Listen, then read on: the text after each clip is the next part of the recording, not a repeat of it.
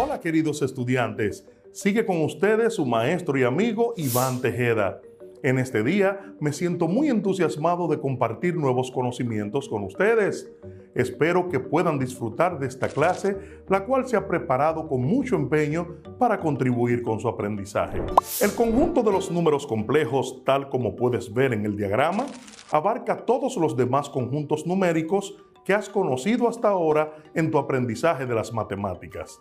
Es decir, ya que el conjunto de los números naturales n, el conjunto de los números enteros z, el conjunto de los números racionales q, el conjunto de los números irracionales i y el conjunto de los números reales r son todos los subconjuntos del conjunto de los números complejos c.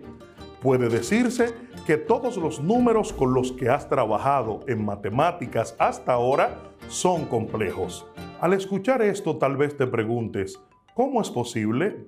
¿Por qué razón es necesario denominar a todos estos números complejos? La respuesta a esa pregunta se encuentra en la historia. Vamos a remontarnos en el tiempo para conocer más sobre este conjunto numérico. En 1455, Gerolamo Cardano, un médico italiano, quien también fue matemático, estaba tratando de dar solución a un problema que quedaba expresado en el siguiente sistema de ecuaciones.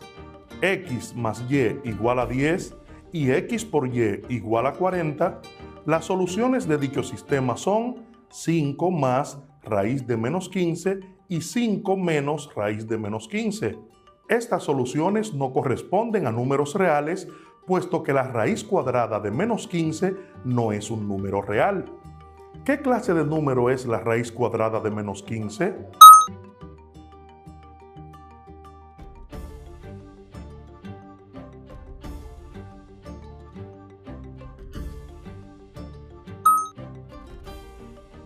¿Qué clase de número es la raíz cuadrada de menos 15? La respuesta llegaría gradualmente de la mano del trabajo de otros matemáticos. Uno de los pioneros en desarrollar el conocimiento de estos números fue el filósofo y matemático francés René Descartes. Más de un siglo después de Cardano, Descartes denominó a estos números, las raíces cuadradas de los números negativos, como números imaginarios. Descartes indicó que toda ecuación debía tener tantas raíces, es decir, soluciones, como indica su grado, aunque algunas de ellas podrían ser números no reales, es decir, números imaginarios. Más adelante, el matemático suizo Leonhard Euler fue el primero en emplear la notación que todavía hoy se emplea para designar a los números imaginarios. Euler definió la unidad de los números imaginarios de la siguiente manera: i es igual a raíz de menos 1, es decir, que i es la unidad imaginaria. Ahora vamos a enfocarnos en entender lo que esto implica y veremos más de cerca la unidad imaginaria. La unidad imaginaria. En tu estudio de las matemáticas, puedes haber observado, al igual que Gerolamo Cardano, que algunas ecuaciones cuadráticas no tienen solución en los números reales. Por ejemplo, por más que lo intentemos, nunca encontraremos un número real que sea solución de la ecuación x a la 2 igual a menos 1.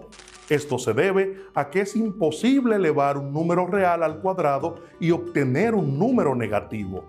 Si elevamos un número real positivo al cuadrado, el resultado es un número positivo. Por ejemplo, 1 elevado a la 2 es igual a 1. Si en cambio elevamos un número real negativo al cuadrado, el resultado también será un número positivo. Por ejemplo, menos 1 elevado a la 2 es igual a 1. En vista de lo anterior, surge la unidad imaginaria i, tal como estableció el matemático Leonhard Euler. I equivale a la raíz cuadrada de menos 1. I es igual a raíz de menos 1. En vista de esto, queda claro que i es la solución de la ecuación x a la 2 igual a menos 1. La unidad imaginaria i nos permite encontrar soluciones de muchas ecuaciones que no tienen solución en los números reales. Ejemplo, ¿cuál es la solución de la ecuación x a la 2 igual a menos 4? Aplicando la fórmula general, resolvemos que x a la 2 igual a menos 4 nos da raíz cuadrada de menos 16 entre 2. X más 4 igual a 0 sería la ecuación dada, que es lo mismo 4 raíz de 1 o de menos 1 dividido entre 2. Por ende, la solución será 2i.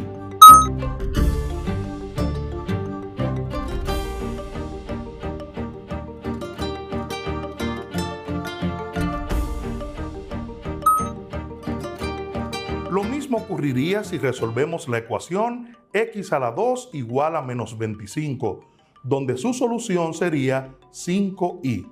Al observar estas soluciones, queda claro que el número i no es el único número imaginario. Incluso, al multiplicar cualquier número imaginario por i, podemos obtener otros números imaginarios. Por ejemplo, menos 5i es un número imaginario, al igual que 7i. También 2i sobre 5 es un número imaginario. Como puedes observar, existe una infinidad de números imaginarios. Ahora bien, ¿qué ocurre cuando se eleva un número imaginario al cuadrado? Ejemplo, hallar 3i elevado a la 2. Para esto, 3i elevado a la 2 es igual a 3 a la 2 por i a la 2, que a su vez es igual a 9i a la 2. Esto implica que 9 por menos 1 por i a la 2 ser menos 1 va a ser igual a menos 9.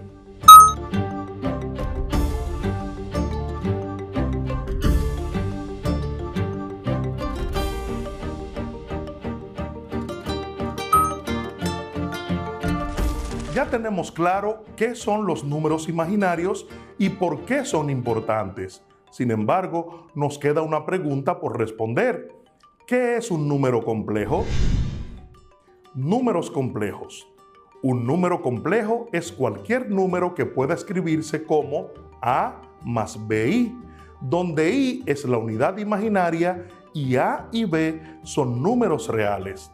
A se llama la parte real del número y bi se llama la parte imaginaria del número. ¿Cómo podemos calcular otras potencias de la unidad imaginaria? ¿Qué debemos hacer si queremos calcular i a la 3, i a la 4 o cualquier otra potencia de i? Podemos hacer estos cálculos empleando las propiedades de los exponentes. Al calcular potencias de i, se pueden aplicar las propiedades de los exponentes que sabemos que son verdaderas en el conjunto de los números reales, siempre que los exponentes sean enteros. Sabemos que todo número elevado a la 0 es igual a 1, por lo tanto, i a la 0 es igual a 1. La potencia i a la 1 tampoco es necesario demostrarla, ya que todo número elevado a 1 equivale a la misma cantidad, así que i a la 1 es igual a i. Sabemos que i a la 3 es igual a i a la 2 por i, teniendo en cuenta que en la multiplicación de bases iguales se suman los exponentes. Por ende, menos 1 por i es igual a menos i.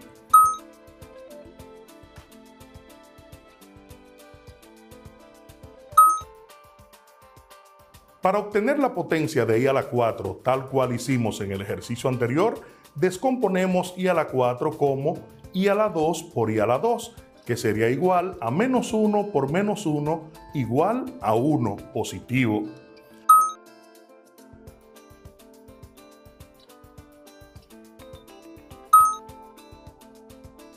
Otras potencias de i. ¿Qué sucede si queremos calcular una potencia de i de un exponente mayor? Coloquemos los resultados que hemos obtenido en los cálculos de las potencias de i en la siguiente tabla. I a la 0 igual a 1, i a la 1 igual a i a la 2 igual a menos 1, i a la 3 igual a menos i a la 4 es 1.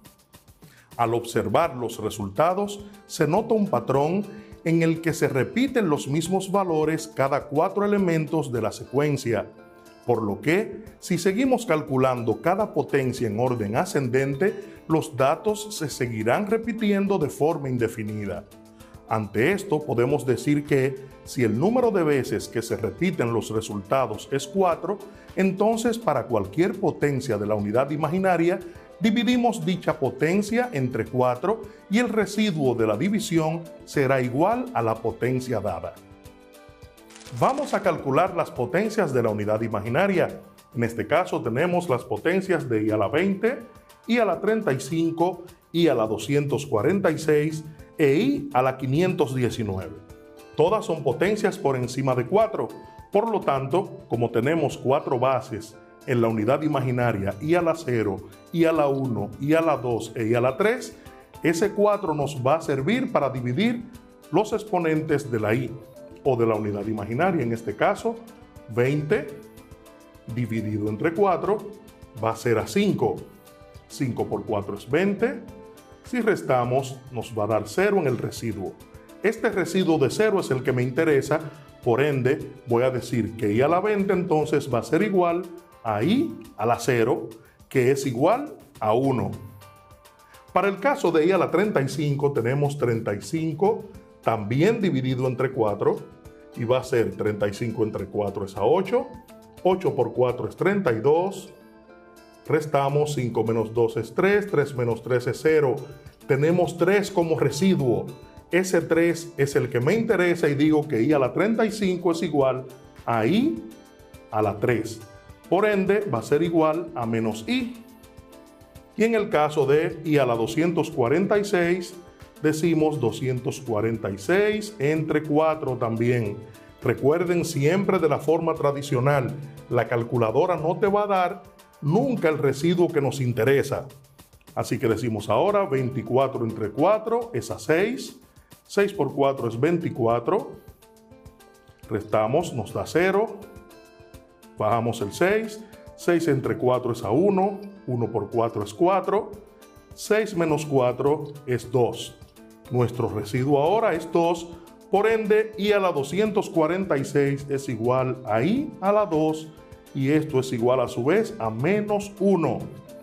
Para el caso de i a la 519, decimos 519 dividido entre 4, 5 entre 4 es a 1, 1 por 4 es 4, resta 1, bajo el 1 y digo 11 entre 4 es a 2, 2 por 4 es 8, y al restar nos quedan 3, bajo el 9, 39 entre 4, digo que es a 9, 9 por 4 es 36, restamos, nos quedan 3, 0, nuestro residuo ahora es 3.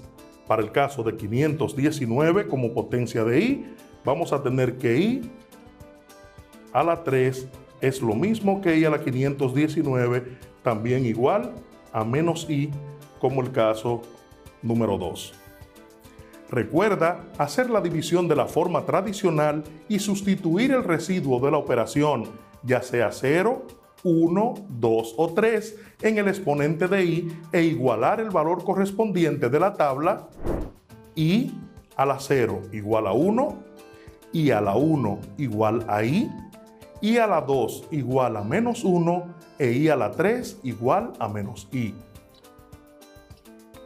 Te invito a que veas el video en el canal de YouTube de Khan Academy en español titulado Calculando i elevado a exponentes arbitrarios, para que veas otras formas de hacer estos cálculos de potencias de la unidad imaginaria. Puedes utilizar cualquiera de estos dos métodos para calcular la potencia de i. Comparte con tu maestro o tutor y con tus compañeros de clase acerca de estos dos métodos y practique ejercicios de este tipo. En la clase anterior aprendimos que un número complejo es cualquier número que puede escribirse como a más bi, donde i es la unidad imaginaria y a y b son números reales. Por ejemplo, 2 más 3i es un número complejo donde 2 es la parte real y 3i es la parte imaginaria. Ahora bien, existen diferentes formas de representar cualquier número complejo. Veámoslas una a una. Esta forma de representación es la más utilizada y que ya hemos visto. La forma general o forma binómica es a más bi.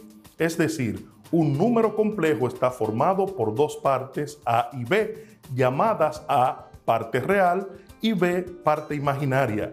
Por ejemplo, 5 menos 7i, donde 5 es la parte real y menos 7i la parte imaginaria. En este caso, A es igual a 5 y B es igual a menos 7.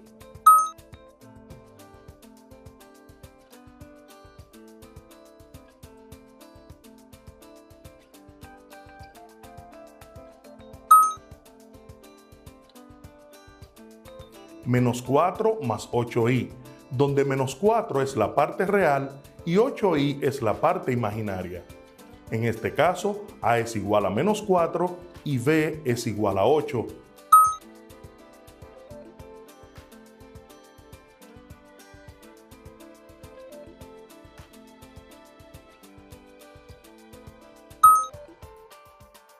Un medio más 3/4 i, donde un medio es la parte real y 3/4 i es la parte imaginaria. En este caso, A es igual a un medio y B es igual a 3/4.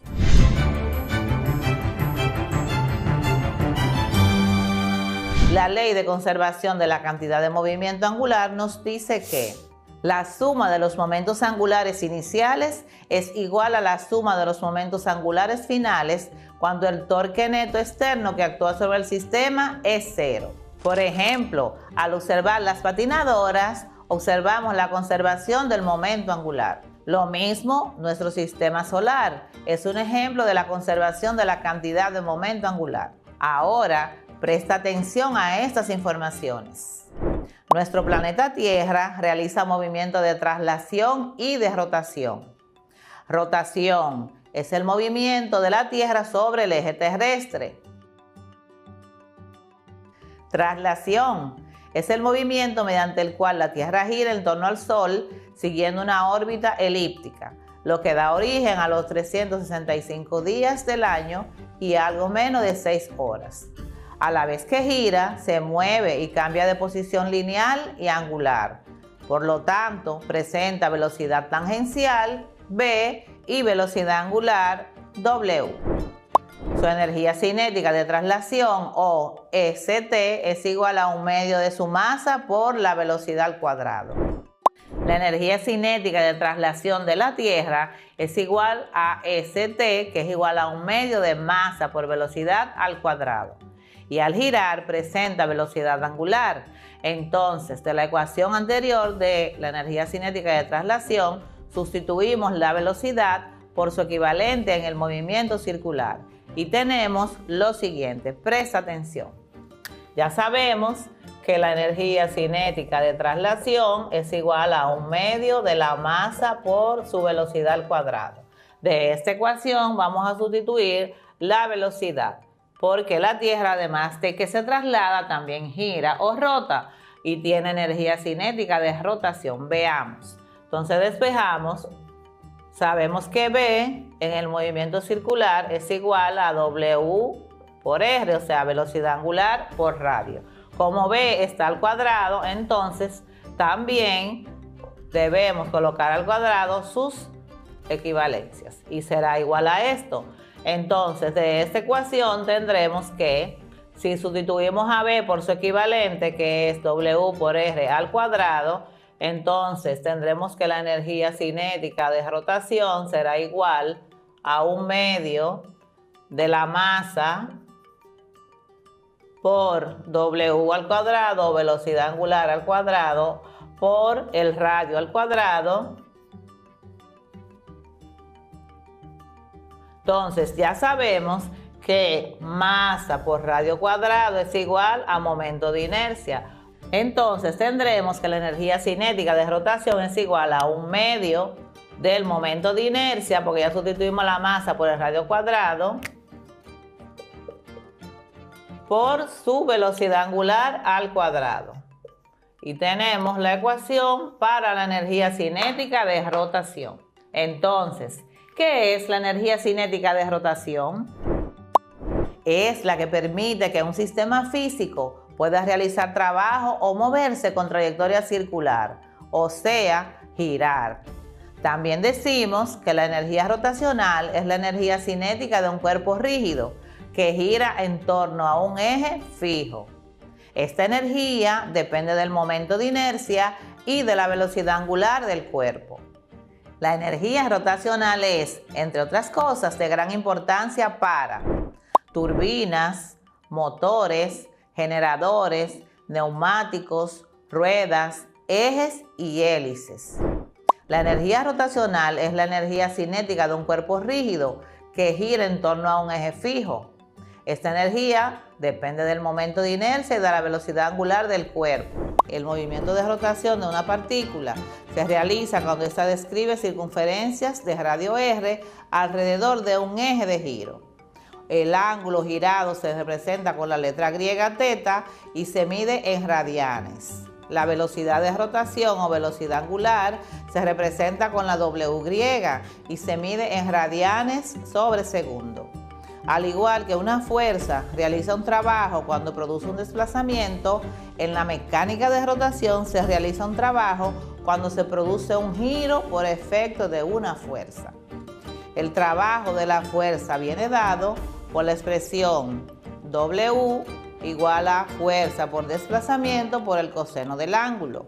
Y como la distancia recorrida D en el movimiento de rotación es igual al ángulo por el radio, sustituimos a D en la fórmula del trabajo y obtenemos que el trabajo de rotación será igual a fuerza por ángulo por radio por el ángulo.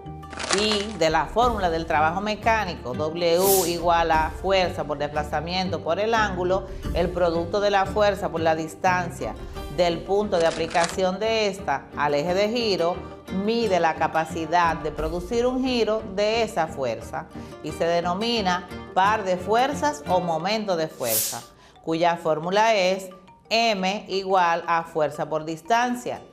Sustituimos a F por D por su equivalente, que es el momento o M, con lo cual la expresión del trabajo de rotación queda como WR es igual a M por el ángulo. Entonces podemos decir que el trabajo en la rotación es igual al producto del momento de la fuerza exterior aplicada por el ángulo girado en radianes. El trabajo y la energía se miden en joules.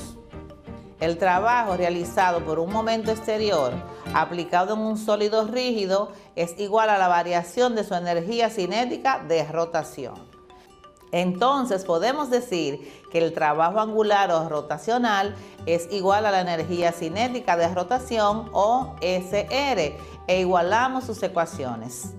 Si la energía cinética de rotación es igual a un medio del momento de inercia por la velocidad angular al cuadrado, entonces el trabajo angular rotacional es igual a WR, que es igual a variación de energía cinética, que es lo mismo que un medio de momento de inercia por velocidad angular al cuadrado, o lo que es lo mismo, un medio de momento de inercia por la velocidad angular 2 al cuadrado menos un medio del momento de inercia por la velocidad angular 1 al cuadrado, por lo que el trabajo angular es igual a la variación de la energía cinética.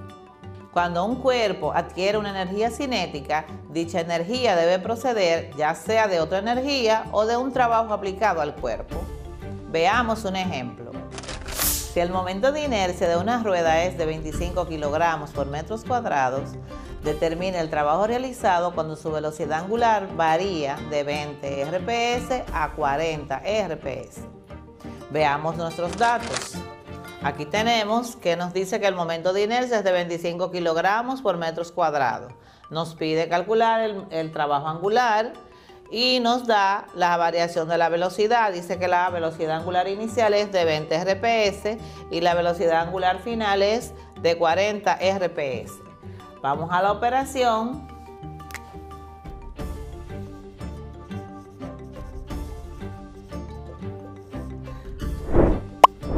Entonces convertimos los RPS a radian sobre segundo.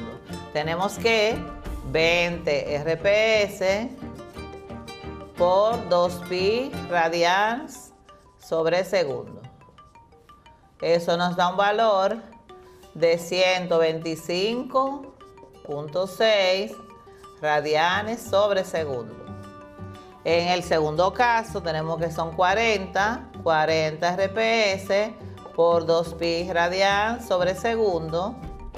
Eso nos da un valor de 251.2 radianes sobre segundo. Y tenemos ahí las dos velocidades expresadas en radian sobre segundo. Ahora vamos a buscar el trabajo angular.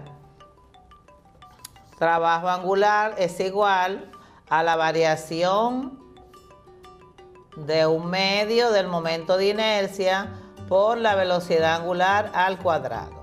Entonces, como es la variación, tenemos que buscar la diferencia o la variación. Eso lo encontramos de la siguiente manera. Eso será igual a 1/2 del momento de inercia por la velocidad angular final al cuadrado menos 1/2 por el momento de inercia de la velocidad angular inicial al cuadrado. Ahora asignamos valores a cada variable para calcular el trabajo angular. Entonces tenemos que 1/2 del momento de inercia, ya sabemos que son 25 kilogramos por metros cuadrados por la velocidad 2 al cuadrado, que dijimos que era 251.2 radianes sobre segundo. Todo eso va al cuadrado. Eso se resta con 1/2 del momento de inercia, que son 25 kilogramos por metro cuadrado, por la velocidad angular al cuadrado, que son la velocidad inicial, que es 125.6 radianes sobre segundo. Eso nos va a dar un valor de 197.192. Tenemos kilogramos por metro cuadrado por radianes al cuadrado sobre segundo cuadrado, menos la segunda parte que nos da 788.768 kilogramos por metros cuadrados por radianes al cuadrado sobre segundo cuadrado. Entonces despejamos, restamos los módulos de las cantidades y eso nos da un valor de 591.576. Ahora veamos las unidades. Tenemos kilogramos, metro cuadrado. Recordamos que el radian es igual a la unidad. 1 al cuadrado es igual a 1. Entonces eliminamos esa unidad de radian al cuadrado, porque al multiplicar 1 por todo eso nos queda el mismo valor. Entonces los eliminamos y seguimos trabajando. Entonces nos queda todo eso sobre segundo cuadrado. Recordamos que kilogramo por metro cuadrado sobre segundo cuadrado es igual a joule. Entonces nuestro trabajo rotacional será igual a 591.576 joules. Colocamos nuestro resultado.